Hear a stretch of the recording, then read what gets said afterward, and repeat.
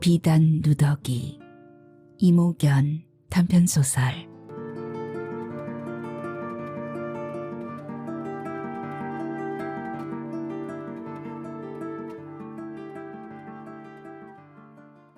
모두 듣고 붙이려면 하루가 빠듯할 거예요.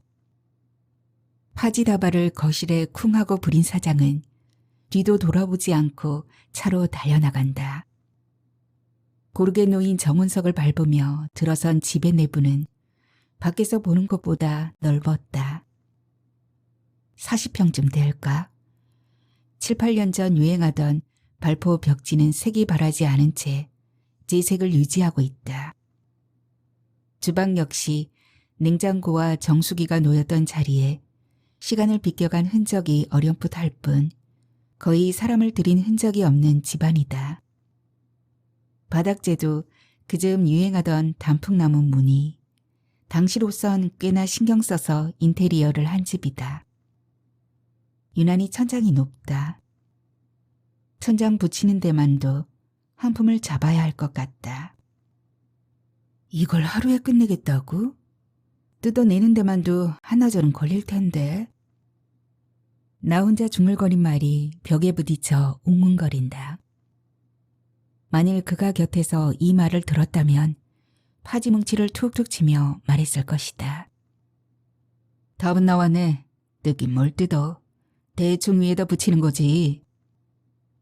그렇더라도 그와 함께였다면 밤을 새워 이 작업을 끝내야 한다고 했어도 별로 불만이 없었을 것이다. 단지 일할 상대가 바뀌었을 뿐인데 일의 끝이 너무 멀어 보인다. 어차피 해야 할 일이라고 마음먹어 보지만 아무래도 제 시간에 끝내기엔 무리인 일. 행여 몇 푼이라도 더 주지 않을까? 잔머리가 먼저 돌아간다. 최소한 2장은 더 주어야 옳은 계산이다. 하지만 나는 얼른 고개를 젓는다. 지금 내 처지가 찬밥, 더운 밥을 따질 계제인가? 이렇게 일거리를 주는 것만으로도 이 사장에게 고마워해야 하지 않는가? 작은 방에 들어가 옷을 갈아입고 나와 우마를 끌어다 거실벽에 붙인다. 사장이 새 벽지를 재단할 때까지 벽지를 모두 뜯어내고 밑작업을 마쳐야 한다. 사장은 짐을 들고 연신 뛰어다닌다. 정원 밖에 세워둔 차와 거실을 오가며 벽지며 풀, 함지를 끌어들이느라 부산스럽다. 비워둔 집이라 그런지 유난히 실내 공기가 차갑다. 사장이 거실 바닥에 재단할 벽지를 늘어놓는다. 우마에 올라서 까치발을 들어야 겨우 천장 가까이에 닿는다. 어지럽다. 단단히 붙은 벽지가 좀채 떨어지지 않는다. 이런 발포 벽지를 뜯어내는 일이야말로 사양하고 싶은 일이다.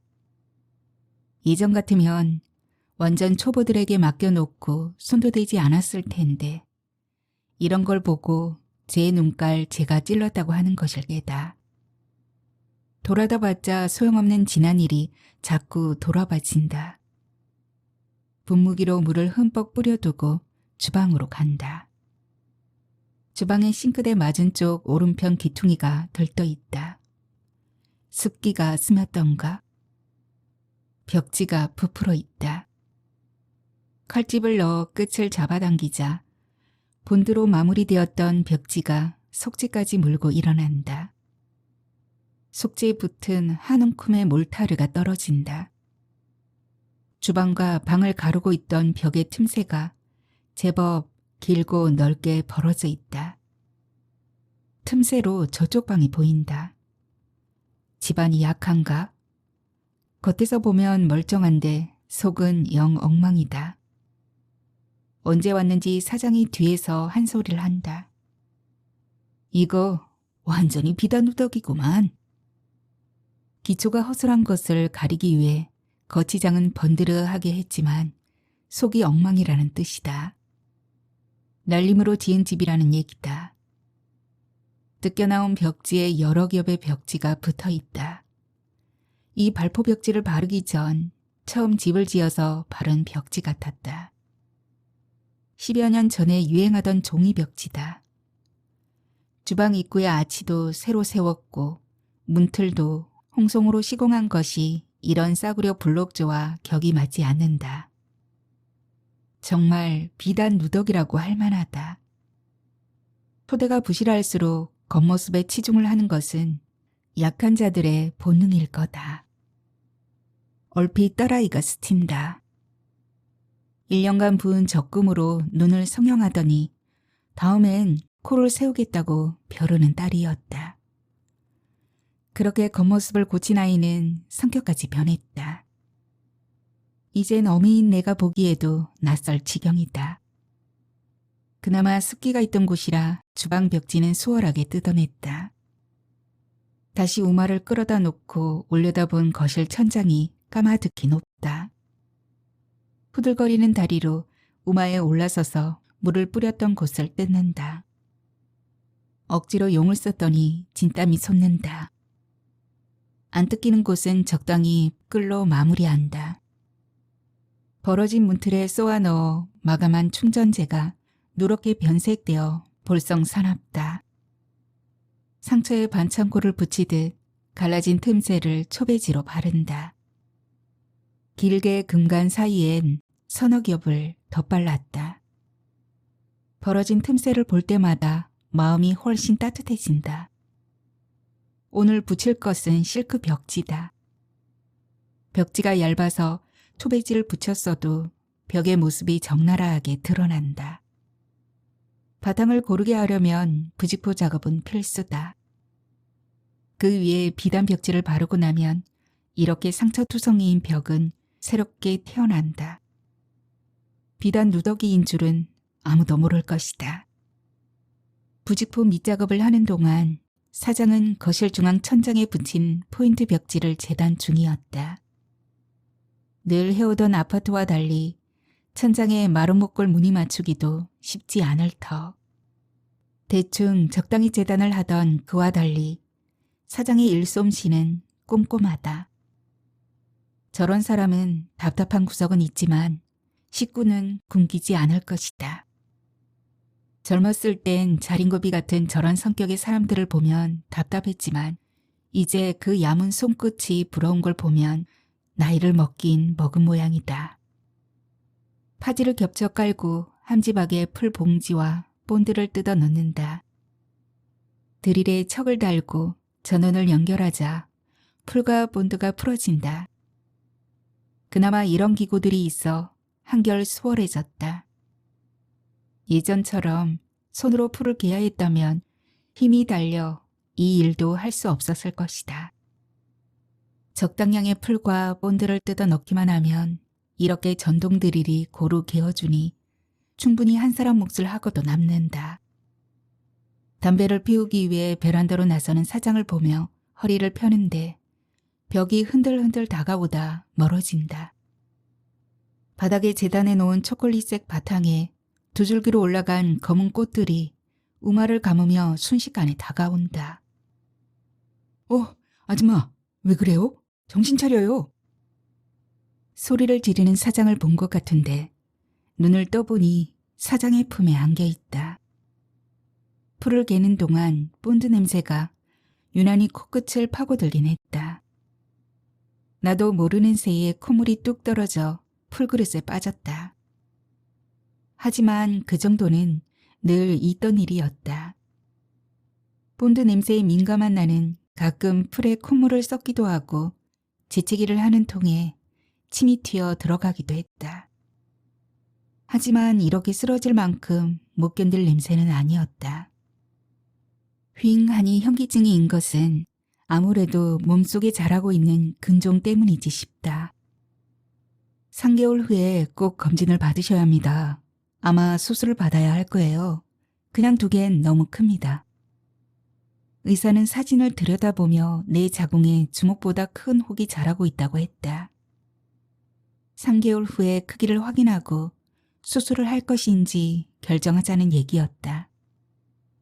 내가 낙심하는 모습이 마음에 걸렸던지 생명에는 지장이 없는 것이고 우리나라 성인 여성 5명 중 1명꼴로 흔한 증상이니 크게 걱정할 필요는 없다고 덧붙였다. 수술을 하자면 얼마나 걸리는데요? 사실 궁금한 건 수술 비용이었지만 애둘러 그렇게 물었다. 다른 문제가 없다면 한 사나흘 입원하면 될 겁니다. 사나흘, 또 그 후 몸조리할 시간과 합쳐지면 얼른 한 달이라는 계산이 스쳤다. 한 달을 놀면 방세와 적금은 아무래도 한 달은 너무 긴 시간이었다. 알았다고 3개월 후에 오겠노라고 말하며 병원을 나섰다. 석 달은 금방 지나갔다. 그러나 우려와는 달리 이상 증세는 느껴지지 않았다. 더 이상 하혈도 하지 않았다. 피곤한 것도 나이 탓이려니 여길 만한 정도였다. 그새 3년이 지났건만 아직 병원을 찾지 않았다. 그렇게 무심히 잊은 척 지내던 것이 탈이 난 건 그가 떠나고 난 다음이었다. 생리양과 주기가 급격히 불규칙해졌다. 벌써 열 이틀째 하혈을 하는 중이다. 그러니 어지러울 수밖에. 키가 큰 사장이 뛰어와 받아 앉지 않았더라면 풀 한 지박 속으로 쓰러졌을까. 잠깐 어지랬던 기운이 차츰 돌아오며 사장의 땀내가 맡아진다. 이런 상황에도 땀내밴 사장의 품이 포근하게 느껴지다니 피식 웃음이 샌다. 그가 떠난 지 6개월, 하긴 순내가 그리울 때도 되었다. 어깨에 힘을 주며 사장의 품에서 몸을 빼낸다. 괜찮겠어요? 요즘 왜 그래요? 어디 많이 아픈 거 아니에요? 아니라고 도리질을 하며 말려 올라간 티셔츠를 끌어내렸다. 푸념이나 투정은 기댈 곳이 있을 때 하는 포시러운 짓. 평생 몸뚱이를 굴려먹고 사는 사람들에겐 단단한 몸뚱이가 가장 큰 재산이다. 보조가 힘을 쓰지 않으면 그만큼의 힘이 더 소모되는 노가다판에선 특히나 그랬다. 도배사들은 눈치 빠르고 힘 있는 보조를 원한다. 건강하고 재바르고 일 잘하는 여자. 반반한 얼굴은 그 다음이다.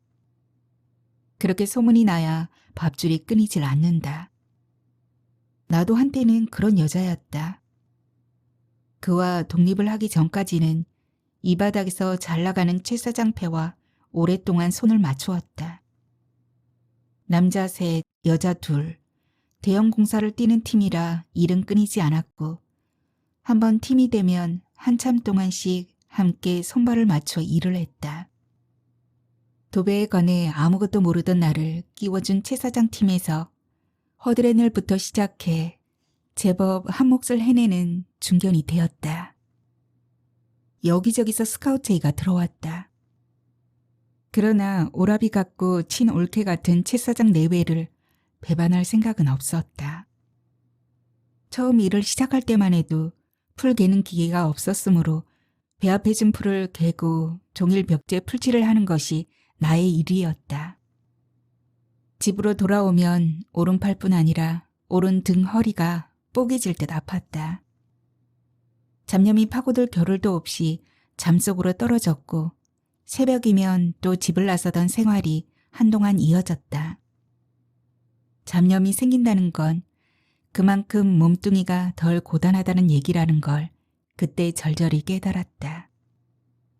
남편이 살아있을 때보다 아이들 학비를 밀리는 정도도 뜸해졌고 언젠가는 지하방에서 지상으로 탈출을 꿈꿀 여유도 생겼다. 그가 우리 팀에 합류하기 전까지 일이다. 좀 쉬어요. 작은 방은 내가 뜯을게요. 사장의 친절이 두렵다. 언제부턴가 상대방의 친절을 단순한 친절로 받아들이지 못하는 내가 되어 있다. 작은 방으로 들어간 사장의 벽지 뜯는 소리가 경쾌하다. 잘 뜯기는 소리다. 이 방은 잘 뜯기네. 사장이 종이를 뭉쳐 나오는 걸 보며 나는 괜히 주눅이 든다. 몇 달 새 손끝이 무뎌진 걸까? 풀 바르는 기계의 스위치를 올린다. 괜찮겠어요? 곁으로 다가온 사장이 근심스레 들여다보며 다시 묻는다. 오랜만에 타인에게서 받아보는 따뜻한 눈길. 근심 어린 목소리에 콧잔등이 시큰해진다. 이 사장 역시 이 바닥에선 오래 묵은 사람이다. 악한 짓을 하지 못하게 생긴 사람이라고 얼굴에 쓰여 있다. 남들 같으면 진즉 한미천 잡아 가게를 냈을 것이다. 주변 머리가 없으니 여전히 이런 변두리의 단독 주택을 돌며 짜투리 일을 맡고 있는 것 아닌가. 언제부턴가 나는 사람 보는 눈이 단순해졌다. 선악의 구별법도 간단하다. 나에게 잘 대해주는 사람은 착한 사람이고 나를 괴롭히는 사람은 나쁜 사람이다. 그와 헤어지고 일자를 구하던 내게 결국 일을 맡겨준 것은 소문을 듣고 전화를 걸어온 이 사장이었다. 이 사장은 그래서 내게 좋은 사람이다. 오래전에 상처를 하고 홀로 살고 있다는 이 사장 역시 먼 곳을 바라보는 눈빛에 외로움이 어려 있다. 들들 돌아가는 기계에 사장이 재단해 놓은 벽지를 밀어 넣는다. 반대편으로 밀려나온 벽지는 자동으로 풀이 발라져 준비해둔 비닐봉지에 차곡차곡 쌓인다. 비단 벽지는 이렇게 풀을 발라 서너 시간 숙성을 시켜야 잘 붙는다. 사장은 이제 방 벽지를 재단하고 있다. 사장의 굽은 등이 빈들에 홀로 서 있는 외딴 초가집 같다. 그에게 와락 쏠린 것도 따지고 보면 저런 외로움 때문이었다. 아니, 그 눈빛에 비춰진 나의 외로움 때문이었을 거다. 몸속의 혹이 생명을 위협하는 것은 아니었다. 그리고 지방에 병원의 자리를 잡은 딸아이가 탄 적금을 넘보고 했던 말은 더욱 아니었다. 공연히 외로웠다. 누군가에게 엄살을 부리고 싶었는지도 모른다. 험한 삶을 살아온 어미에게 한마디쯤 위로의 말을 해주지 않을까 하는 마음도 들었다. 내 속으로 낳은 딸이니까. 승희야, 엄마 자궁에 혹이 자라고 있단다. 너무 커서 수술을 해야 한대. 물론 남들처럼 저희들 원하는 것을 다 들어주며 키우지는 못했다. 겨우 줄이지 않을 만큼 먹였고 제때 학비를 대는 것도 버거워 원하는 메이커 옷은 사 입히지도 못했다. 그런 상황에서도 제 힘으로 전문대를 졸업해 간호사 일을 하는 딸아이가 대견했다. 월급 한 푼 내놓지 않았지만 야무진 속내도 내심 믿음직스러웠다. 그러나 딸아이의 반응은 예상외로 날카로웠다. 목숨을 노리는 상대 앞에 선 것처럼 몸을 사리며 표독을 떨었다. 내가 적금 탄 거 알고 있었어? 나 몰라. 엄마 문제는 엄마가 알아서 해. 요즘은 외모가 재산이래. 돈이 없으면 얼굴이라도 잘나게 낳아놓던가. 나 이 돈으로 코할 거야. 난 엄마처럼 살지 않을 거라고. 내가 어떻게 살았기에 엄마처럼은 살지 않겠다는 건가? 서운한 마음에 야단을 쳤다. 아이 역시 벼르고 있었던 듯 야무지게 내뱉었다. 제대로 키울 수도 없으면서 자식은 왜 낳았어? 남들처럼 예쁘고 귀하게 키우지도 못할 거면서 왜 낳았냐고. 이젠 가난이 지긋지긋해. 난 독립할 거야. 나한테 달라붙을 생각은 하지 마. 아이는 작정한 사람처럼 짐을 꾸렸다. 월급 몇 푼 받는 것 이리 뜯기고 저리 뜯기다 보면 우린 이 가난의 굴레에서 벗어날 수 없을 거야. 승진인 엄마가 책임져. 대신 내 몸은 내가 책임질 테니까. 어떻게든 잘 살게 되면 그때 잘할게. 딸아이는 병원 기숙사로 들어갔다. 야근을 하면 야근 수당까지 받을 수 있다고 처음부터 독립하길 원하던 아이였다. 하지만 계집애 혼자 떼어놓는 게 내키지 않아 말렸었다. 그러나 그렇게 짐을 싸들고 나가버리는 딸을 막고 싶지 않았다. 막을 수 없었다. 그나마 더 모지말이 나올까봐 무서웠다. 결국 아버지를 죽인 건 엄마가 아니냐고, 그놈의 돈 때문에 산소호흡기를 미리 뗀 것이 아니냐고 대들면 할 말이 없을 것 같았다. 그러나 서운한 마음도 쉽게 가시지 않았다. 속을 몰라주는 자식이 야속했다. 저걸 자식이라고 믿고 살아야 하나 싶었다. 그 허전함 속으로 살갑게 구는 그가 들어왔다. 신참으로 합류했던 그를 스스럼 없이 대해준 건 연나무살이나 어린 나이 때문이었다. 남자라고 느껴지지 않았다. 힘쓸 일이 있으면 몸을 사리지 않고 거드는 그가 있어 일이 수월했다. 곰살 맞은 막내 동생처럼 곁을 맴도는 그에게 이런저런 얘기를 털어놓았다. 그는 군대에 입대한 아들에 대해 선임자로서 궁금증을 풀어주었다. 그와 가까워진 건 딸아이가 병원으로 숙소를 옮긴 그 무렵이었다. 1개월에 걸쳐 신축 연립주택의 도배를 마친 날이었다. 최 사장 내외와 늘 함께 다니던 사장의 사촌인 최 씨, 그리고 그와 나, 우리 일행은 일을 마친 기념으로 최 사장이 모처럼 사는 저녁을 먹었다. 한 이틀 쉬고 다른 현장에 투입될 예정이었기 때문에 몸은 피곤했지만 마음은 느긋했다. 못하는 술을 사양 안고 마신 건 착잡한 심정 때문이었을 것이다. 삼겹살과 소주로 저녁을 마친 일행은 얼큰해진 참에 노래방도 함께 갔다. 흥이 많은 그와 작은 채 씨가 연신 마이크를 잡고 신나게 불러대는 노래에 흐느적거리며 몸도 흔들어 보았다. 느린 곡을 노래할 때는 그를 끌어안고 춤도 추었다. 작달막했던 남편 품과는 달리 키가 큰 그의 품에 푹 안기는 기분이 묘했다. 얼마 만에 안겨보는 사내 품인가. 아이들 굶기지 않으려고 정신없이 보낸 세월이었다. 다른 사내를 넘어다 보려면 내지도 못했다. 딸아이가 남긴 서운한 감정이 술기운에 승해졌을 것이다.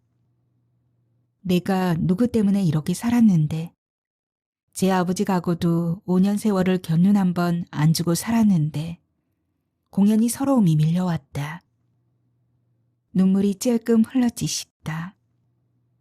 물론 그의 눈에 띌 정도는 아니었다.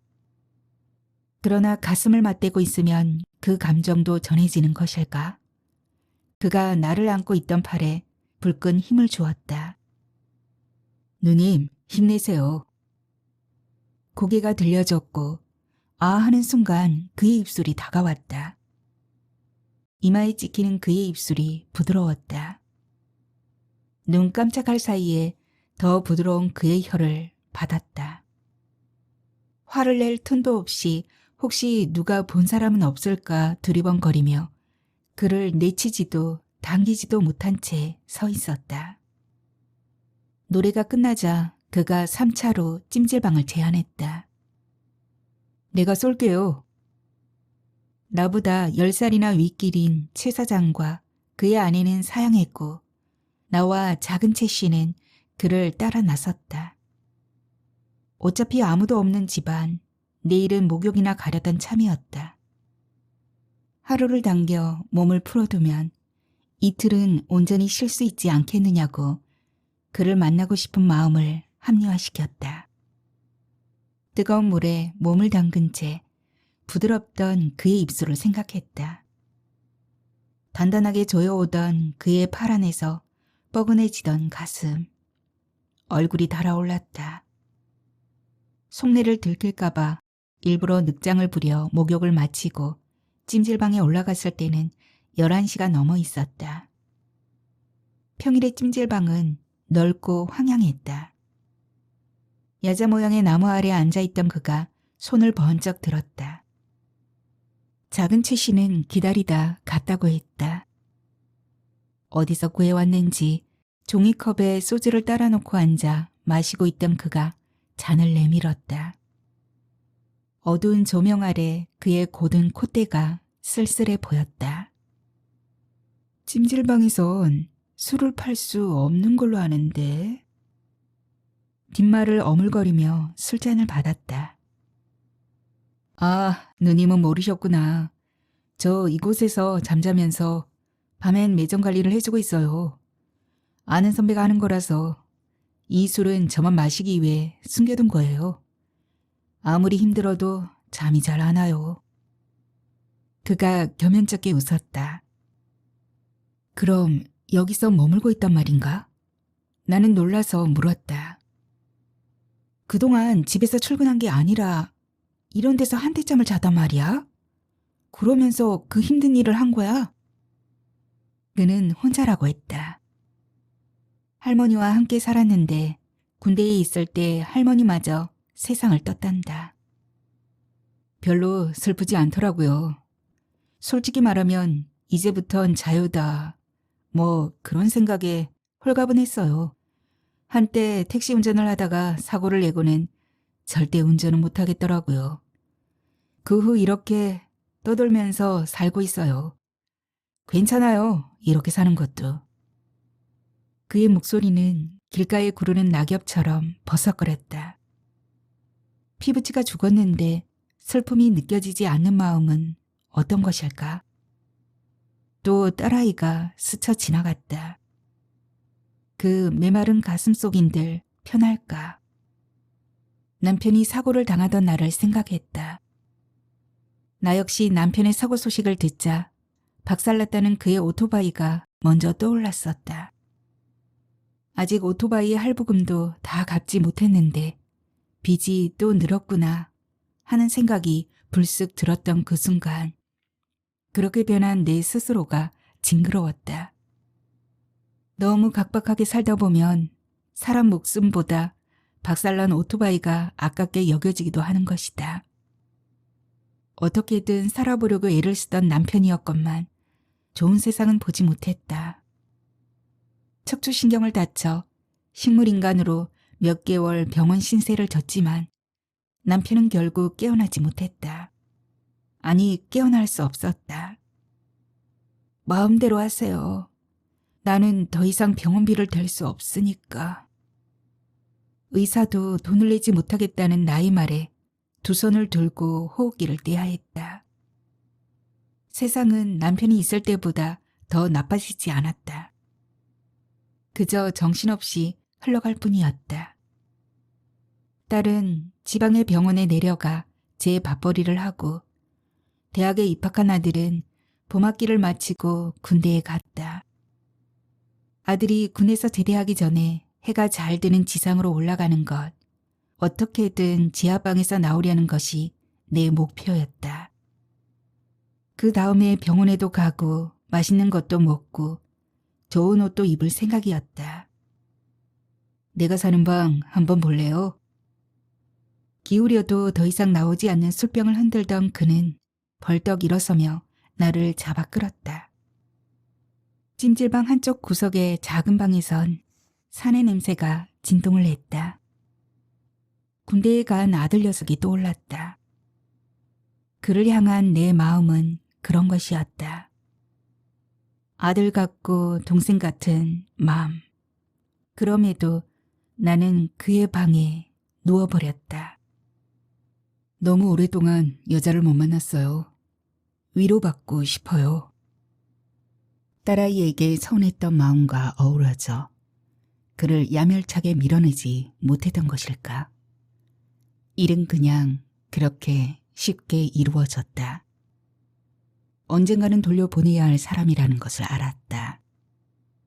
그러나 잘못 넘어졌다는 걸 알면서도 얼른 일어서고 싶지 않았다. 철지나 피는 꽃은 수명이 짧다는 것도 열매를 맺을 수 없는 것도 알았다. 그럼에도 몸은 자꾸 달아올랐다. 절다운 기퉁이에 여름 지나 피어난 철쭉처럼 나도 모르게 마음이 갔다. 남의 눈을 피해 나누는 사랑은 달콤했고 더 붉었다. 재단을 맡은 사장이 점심을 시키며 말했다. 내가 풀 바를 테니 잠깐 눈 좀 붙여요. 얼굴빛이 말이 아니에요. 못 이기는 척 안방 구석에 파지를 깔고 몸을 이었다. 그와 함께 일을 할 땐 종종 이렇게 현장에서 누워 사랑을 나누곤 했다. 하루 해가 참으로 짧았었다. 밥이 배달되는 소리도 듣지 못할 정도로 단잠에 빠졌다. 거실 바닥에 상을 차려놓은 사장이 몸을 흔드는 바람에 벌떡 일어났다. 휘청거리긴 했지만 깜빡 들었던 잠에 몸이 개운하다. 이 사장은 예의 바른 사람이다. 그러나 아무리 봐도 늘픈 수는 없을 위인이다. 죽은 남편도 비슷했다. 길이 아니면 가지 않았고 허튼 말도 일체 없었다. 어딜 가나 담배를 물고 있는 것도 같았다. 함께 식당을 하면서도 말이 없는 남편은 손님들에게 화가 났느냐는 오해를 받곤 했다. 마지막으로 퀵 서비스 배달을 택한 것도 그의 성품과 무관하지 않았을 것이다. 말없이 혼자 할 수 있는 일이니 잘할 수 있으리라 생각했다. 남편은 주차에 있던 대형 트럭을 들이받고 나가 떨어져 식물인간이 되었다. 남편의 과실이 많았던 탓에 보험금은 오토바이에 잔금을 치를 정도밖에 되지 않았다.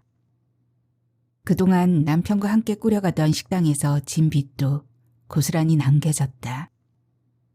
남편 보내고 남은 빚을 수습하기 위해 다세대 주택의 지하방으로 옮겼다. 공사를 하며 밥을 대먹던 최 사장 내외가 주선해준 곳이었다. 나의 딱한 처지를 듣고 그들 틈에 끼워준 것이 인연이 되어 지금까지 이 바닥을 벗어나지 못하는 중이다. 괜찮아요. 나이 들수록 건강해야 하는데.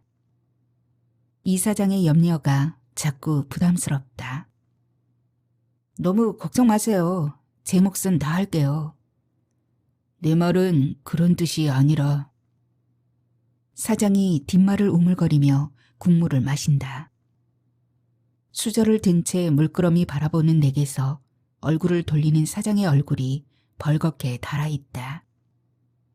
나는 사내들의 이런 모습이 두렵다.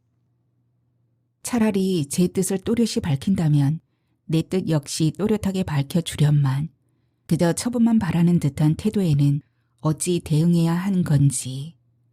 나는 묵묵히 순두부찌개를 떠먹는다. 그리곤 아직 마음에서 완전히 떠나보내지 못한 그를 생각한다.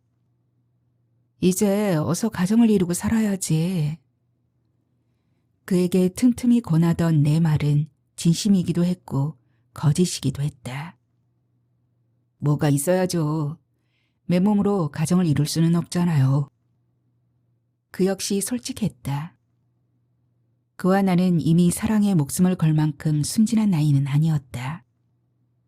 우리가 느끼는 이 감정도 이 세상을 좀 쉽게 건너기 위한 소일거리, 한철 단풍놀이 같은 거라는 걸 알고 있었다. 그럴수록 그 순간을 확실하게 누리고 싶었다. 입을 꾹 다문 사장이 우마를 끌어다 벽에 붙인다. 양 끝에 본드를 칠한 부직포를 한 장 한 장 붙여나간다. 새하얀 빛에 눈이 부시다. 내가 제일 좋아하는 공정이다. 나는 일용품이 담긴 박스를 뒤져 커피포트를 찾아 물을 끓인다. 종이컵에 일회용 커피를 뜯어넣고 물을 붓는다. 커피 향이 새하얀 거실 가득 고인다. 이쁘다. 난 이렇게 부직포만 붙이고 살아도 좋을 것 같아요. 따뜻해 보이고 좋잖아요. 미안하다는 소리 대신 엉뚱한 말을 하며 사장에게 커피를 건넨다. 깨끗하죠. 뭔가 더 말할 듯이 입을 달싹거리다 만다. 나도 더 이상 할 말이 없다. 커피를 마신 후 그의 뒤에 서서 풀바른 벽지를 건넨다. 사장이 윗부분을 붙이고 가운데를 빗자루로 쓸어 무늬를 맞추면 나는 옆선을 맞추고 풀을 닦아낸다. 사장이 귀퉁이를 마무리하는 동안 다시 종이를 들고 한쪽에 물러서서 대기한다. 몇 번만 일을 해보면 상대의 속도와 일 솜씨를 가늠할 수 있다. 이 사장은 그보다 일이 갑절은 꼼꼼하다. 꼬무니 하나까지 틀어지지 않게 맞춘다. 일이 늦어질 수밖에 없다. 자기 일에 골몰하느라 사장은 더욱 말이 없다. 조용해지면 마음에서 일어나는 생각은 더욱 잘 보이기 마련이다. 내 마음속에서 여전히 그가 뛰어다니고 있다. 일당을 받는 것보다 차라리 우리가 직접 계약을 따서 프리로 뛰면 더 낫지 않을까? 그의 골방에서 몇 번의 사랑을 나누고 난 뒤 그가 한 말이었다.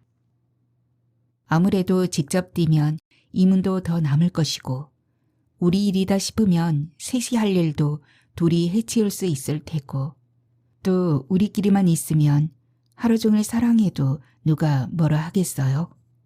사랑은 그렇게 무리수를 두는 일인지도 모른다. 나이를 먹었어도 사랑을 겪는 가정은 다르지 않았다. 나는 프리로 뛰자는 그의 철없는 요구를 받아들였다. 그리곤 얼굴에 철판을 깔고 제 어미를 먹어치우며 살아남는 연어처럼 최 사장의 거래처를 파고들었다. 어이없어 하면서도 그들은 거래처를 나누어 주었다. 잘 해낼 수 있을 줄 알았다. 언제 하루가 가는지 몰랐다. 대충 싸간 도시락도 맛있었다. 일이 늦게 끝나도 부담이 없었다. 밤새 일을 하면 누가 뭐라 할 것인가. 풀칠한 종이를 올려줄 때면 그는 고개를 숙여 입을 맞춰주었다. 이렇게 흰 부직포를 붙여놓고 파지 위에서 나누는 사랑은 또 다른 맛이었다. 내 생에 이런 날이 있을 줄은 꿈에도 생각지 못했다. 같은 일을 하는 것임에도 피곤한 줄 몰랐다. 그러나 모든 일에는 노하우가 있는 법.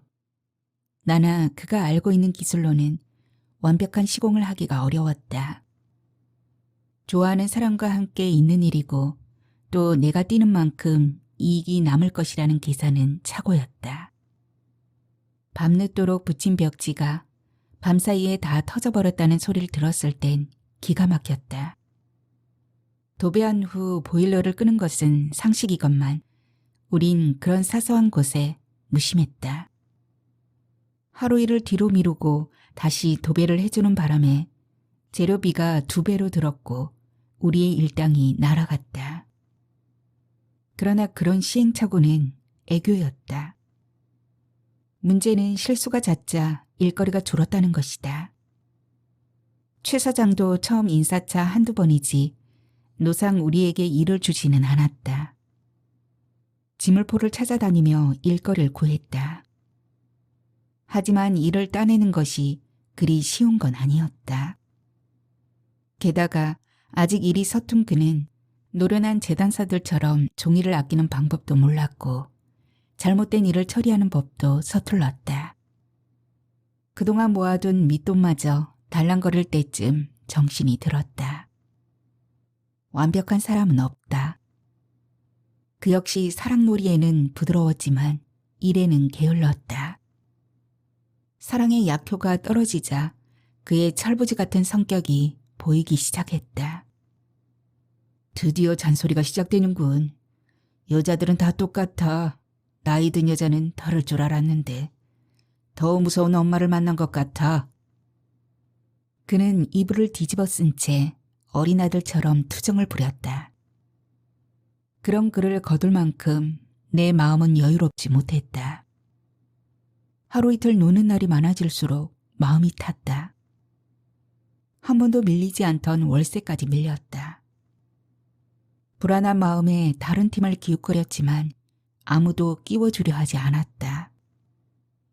그동안 모았던 꼬깃꼬깃한 미천을 헐어낸 것이 아까웠고 내가 정신나간 짓을 했다는 자각이 들었다.